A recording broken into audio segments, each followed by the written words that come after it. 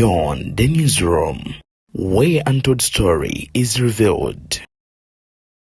BTN Media Beyond the newsroom gwe mkutu kwoli nzeddeni ya kuweereza ensonga simasonga nga bwe zitambula mu ggwanga lyattu Uganda. Omulamuzi Justice Simon Byabakama Ekawangamudde ababadde balinda okubanga mukuuma kalulu kammwe ebintu birabika okubanga bikyuseemu wenjogerera olunaku olwaleero nga balaza era ebula ennaku 3 zokka okutuuka ku lunaku olw'okulonda abakulembeze. Ebuvanjuba ne bugwanjuba ewaka wasigalawo ewasinga. Beyond the newsroom gwe mukutu ogukuleetera ekyo ekisinga katiranga naffe ng'oyita ku noti 771 44 53 ne noti 744 26 45 na bino bikulu tetulanga bafere tetulanga basawo ba kinnansi n'abagwa mu kkoowa eryo mwebale kutuwagira. Thank you. Okutuuka ku lunaku olw'okulonda abakulembeze ate kiri gy'oli okulonda Uganda empya oba oliawo okuprotectinga gains bwe zibaawo zoprotectinga.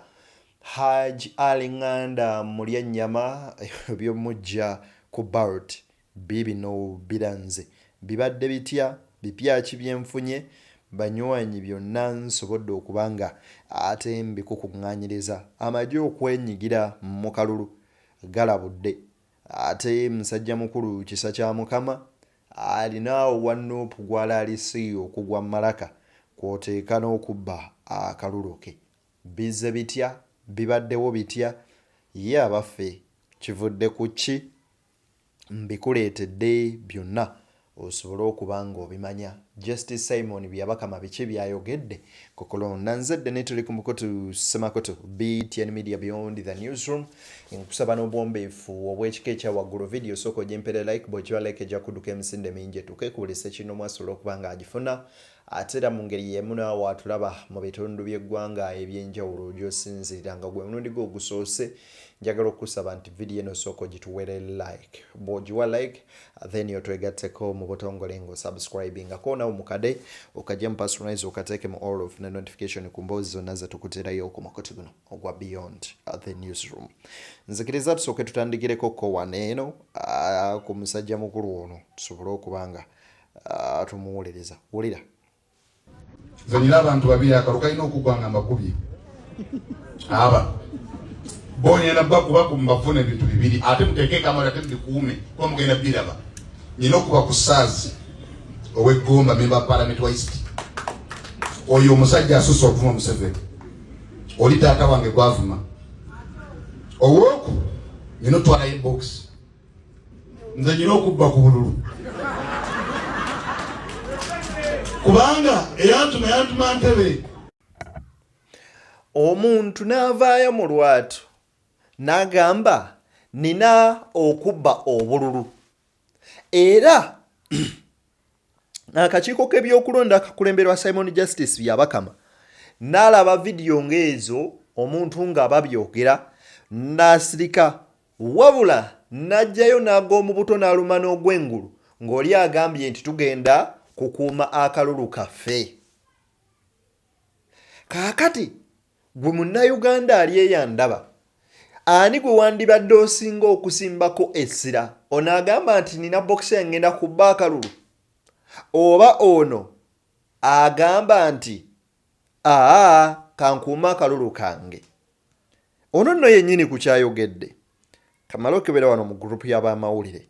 I got information ngeva mu district ya Kyankwanzi njagala gisomako wano ng'ono agamba atya yali kandabe olunaku lwali lwakumekamu lwali lwakubeka wano kanjikebere njirabe okay zali sawa 5 ya lunaku ki Saturday yali Saturday Friday ngenda gisomamuko wano yadde empanvu. Kyankwanzi district receives ballot boxes ahead of elections and the Kyankwanzi district electoral commission has received all the required ballot boxes ahead of the forthcoming parliamentary and presidential elections according to Kate Nantunga the Chankwan's District Assistant Returning Officer, a total of 338 ballot boxes boxes for 338 polling stations arrived at the District Electoral Commission office at 10:30 p.m. She confirmed that the boxes were delivered in good condition, although 10 ballot box seals were found broken during the transportation. She explained that the broken seals were immediately replaced and assured all stakeholders that the ballot materials will remain safe until 15th. Wano mbadde njagala kugirayo ki nti bw'otunuulira story eno, omwana yakoze story eno akolera omukutu gwa Vision Group bagiyita Kabarega FM areportingira Kyankwanzi yampereza copy eno nga bagamba nti ku boxes 10 ku ezo basanze series zaazo zimenyese era ne beekwasa ne bagamba nti zaamenyekedde mu wakati mu kutambuzibwa wabula nti bazzeemu ne bazisiba. Kati ono bw'akeera ku makya nakola statement bw'ati ng'agamba ye agenda kubba akalulu yatasobola bana pundi. Bwe reflecting ebintu bino, you can look at their agenda. Era bwe tuba twebuuza ebibuuzo, what was this guy's motive? What was his motive okwogera bino? Kankwongere video endala. Lubongo yatukulembera wano mu Kampala. Naffe tusinikemu nnyo tugambe Kabaka twakuumye bubi. Muli basiru. Kale Kabaka tomulonda lw'NRM. Yinza nkulembera Lubongo ya mu Kampala. Wallahi bante mu mukono. Lubongo ya. Tusinikemu nnyo yaffe mu twakulemberwa Lubongo ya. Atayina mwodde toyi wadde jjajjawe yazima mwodde ekiyigo. Omwana misa Kabaka ayise. Abe nalo muzukuke munyiike. Ile tugende tulete Kabaka ayise abamemba ba parliament tulise Lubongo ya. Ayogere yoti. Ebimu tulina okugweddalu. Abaana bakusudde muwanga kivumbye eddalu emutambala. Mama. Manyi, if an opposition candidate or supporter stands in a public and utters out any statement that looks to be tribal or against them, they come out and say this person is supporting or spreading tribalism and so on. Kati bw'owuliriza ebigambo by'omwami ono, isn't he tribal? Bw'oba tasobola bakulembera mu Kampala, it's all about you or up to you. Kaakati ffe kye tugamba nti bannakampala bwe bagwe beesiganga gwe balabamu ensasula bakulembera, Lubongo yajja bakulembera. Gwe kisa kya Mukama nga gwe osobola okulanya obatambula ng'Omuganda n'oyogera bajjajjaabo Baganda basatu abaafa nga baziikiddwa wano mu Buganda, oba naawe oli abeekwekamu nga bw'owulira bano abaafuna amannya naye ng'ennyindo ozisanga eno naye ng'oli omuwulira ye Kuteesa n'owulira ono ye Katumba n'owulira ono ye Gundi amannya Maganda naye nga bo si ki. Buganda mugatta bantu mukuŋŋaanya ayagala abantu okuba awamu. Anyway, ebyo mbitadde ku mabbali. Congratulations omubaka Honorable Mulyanyama Nganda Ali kyalwaddaaki kooti omusango egugobye n'egamba nti ebyawaabirwa temuli nsa. Nga gaakagwawo wano galaga nti ensonga ezaali zitwaliddwayo ku nsonga za Ali Nganda Mulyanyama bigobeddwa, kitegeeza nti stand esigala nga we yali ekoleddwa returning office era n'akakiiko k'ebyokulonda. So ebbaluwa eteereddwako omukono omulamuzi Simon Mujenyi Byabakama nga kino kiba kitegeeza nti omukulu Ali Nganda Mulyanyama ebintu bye alina kubeera kati nga yenywera ku tuzzi ya ku nkoko bintu ng'ebyo ng'omuntu atafunye kusoomoozebwa olw'okuwaaba era n'okucomplain ezibaddewo. So anyway, njagadde kyekikumpeesazeeyo video kukakasa byenjogera nti Mulyanyama ayiseewo. Anyway, ebyo tubitadde ku mabbali. Simon Mujenyi Byabakama kirabika nga akalulu kano kamutadde ku Ninga. Wabula olunaku olwaleero mu kwogerako ne bannamawulire bino byenkukuŋŋaanyiriza era byensaba owulirize. The results of presidential elections from that district will be announced and then transmitted to the National Tally Center at Lubowa in Wakiso district. The returning officers are said for presidential results is the commission. At the National Tally Center, what will happen? I want you to note that the constituency for the presidential candidates is the entire country. Accordingly, the Electoral Commission will tally all results from the districts or cities of Uganda and finally declare the elected candidate for president within 48 hours from closure of polls.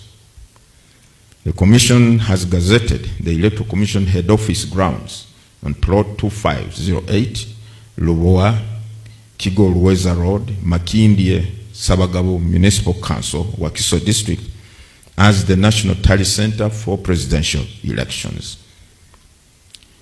The tallying of results will commence on Thursday, 15th January 2026 after 4 p.m. until Saturday, 17th January 2026 before 4 p.m. In order to minimize disruption of work at the National Tally Center, access will be in a regulated and controlled manner and shall be limited to only duly accredited media personnel, national and international observers, agents of political parties, and agents of independent candidates.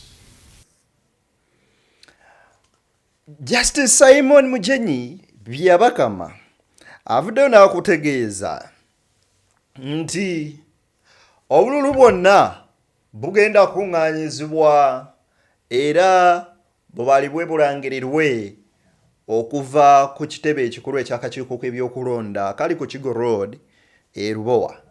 Era n'akugamba nti omuwanguzi wa kulangirirwa mu ssaawa 4 48.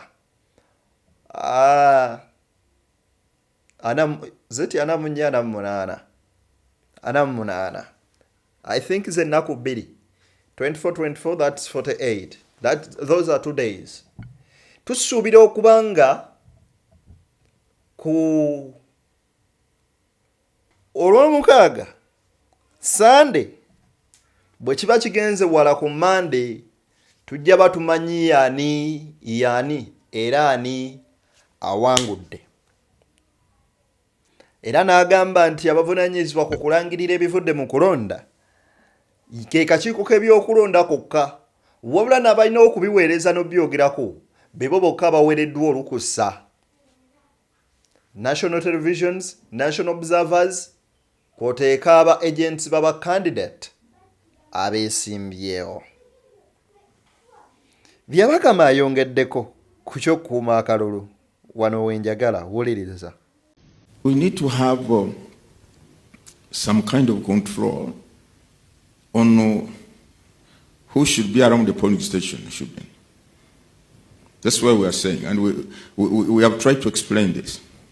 When we say, I think it is better for people when they have voted, although the law allows them to keep around, first give space for other voters to come.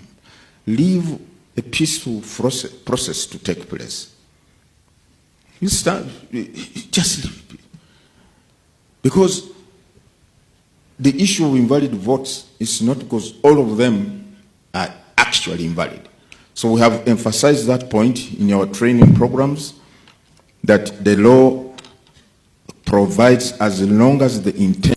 This business of people keeping around the polling station when they have cast their votes for 6 hours, 7 hours, you know, from experience we have seen they create an intimidating environment in some cases.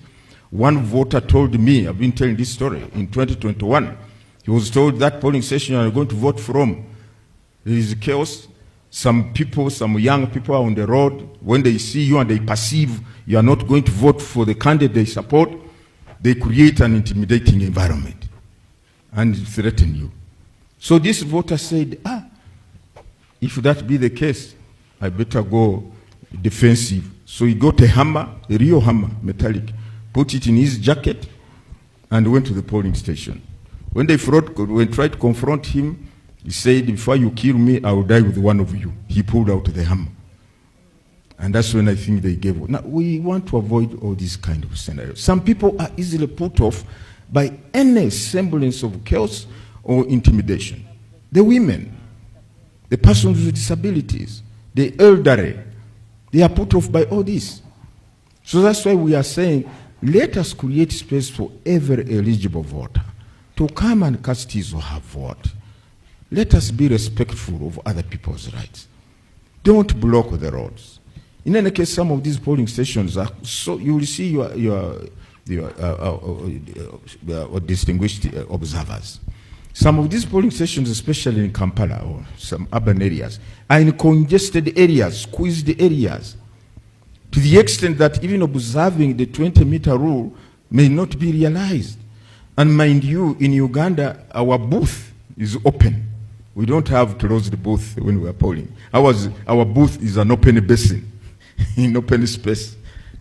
Now, and that is the booth where the person is supposed to exercise his sovereign power by voting for a candidate who is in secret. Chebayita okwekwata ku bisubi. Justice Simon Byabakama kyali mu kugezaako kubanga akola. Abagambye mbu ebifo ebimu omulondebwa byaka nyigo biri congested nti ne mita abiri ezoogerwako tezisoboka na kubaawo kyova olaba nga babakubiriza ogenda ekambu. Era n'akuwa sinali yemu nti 2021 waliwo omulonzi yagenda n'ennyondo okulonda nga bamugambye nti waliyo akaankalano ko ye njafaako n'omuntu omu era nga bawulidde emboozi eyo. But all in all, ekibuuzo kiddayo era ekyebuuzibwa eri bamwami Byabakama ne bannaabwe nga bino byonna obyogerera ng'obirowoozaako. Olowoozaako ku bakola statement ezigamba okubba akalulu nga tonnabakulaba kuzibaza bano abagamba okukakuuma. And lwaki temuemphasizing security agencies to keep peace, law and order, kukuuma mirembe n'amateeka, nti muyimirireewo temukola bujagalano kacyankalano. Obujagalalo tetubwagala.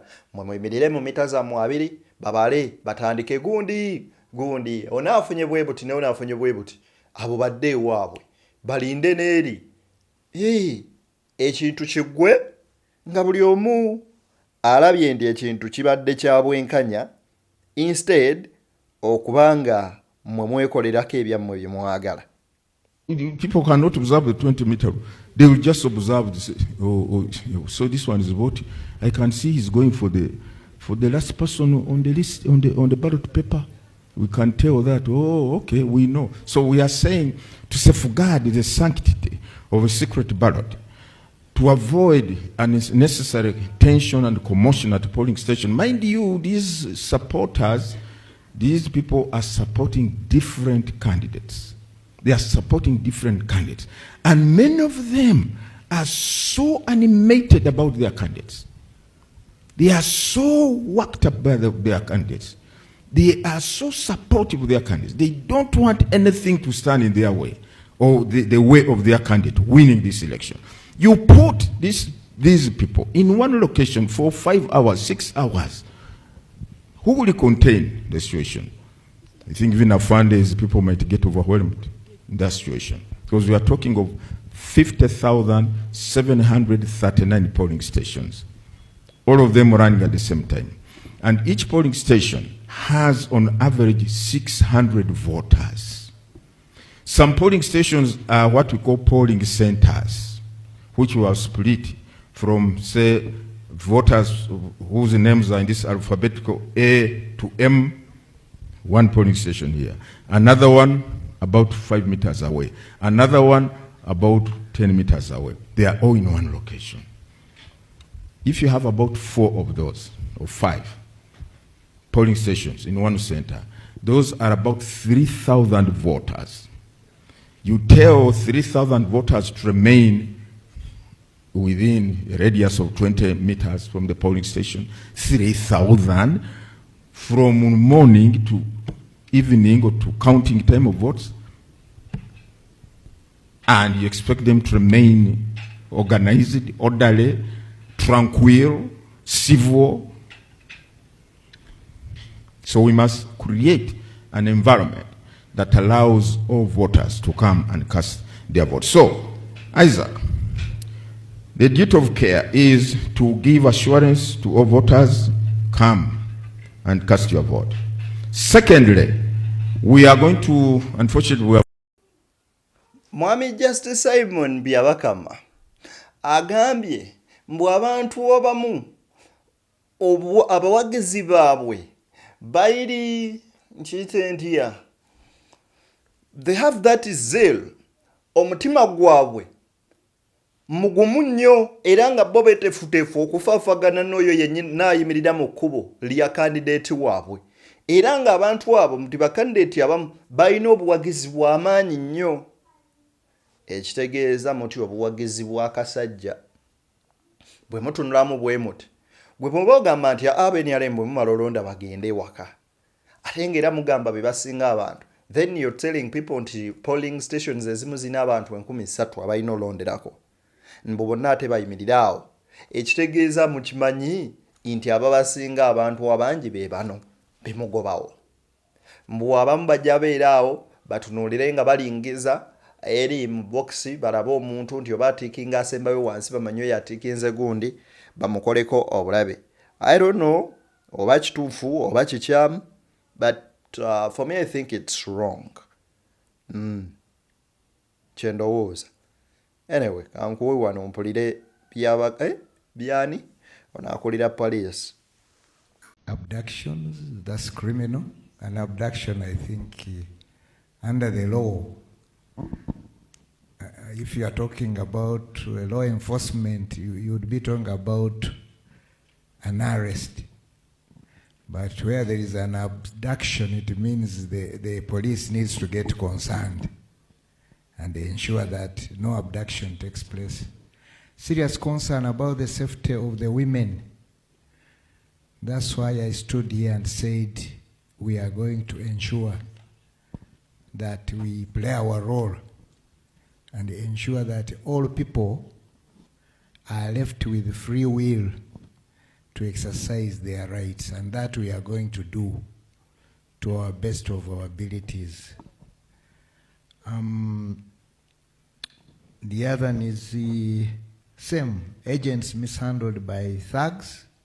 Security is required. That's why we have mapped out all these areas, given responsibilities to the different players. But Kankuwe nebano tukizingire wamu. You want to protest. You are protesting what? You have not done anything, but you want to protest now. The prisons are full, but there is still space if you think you are going to break the law. Because you're 3 times full to capacity. Where would make sure that everybody makes the choice of their own choice. Not somebody say, I have made a choice, everybody make my choice. No. Go, make your choice, and if you think your choice is right, wait and see how many people agree with you. Before you have made the choice, you're already declaring, I am going to fight. Why do you want to fight if you know your choice is being accepted by the majority? You want to protest. You are protesting what? You have not done anything. Abaami bano ebigambo byabwe mubiwulidde. Sigenda bitemaatema munzikirize mbateere wano tusinkane nga guludde nakkiriza. Nze Deni, Beyond the Newsroom gwe mukoto kwoli.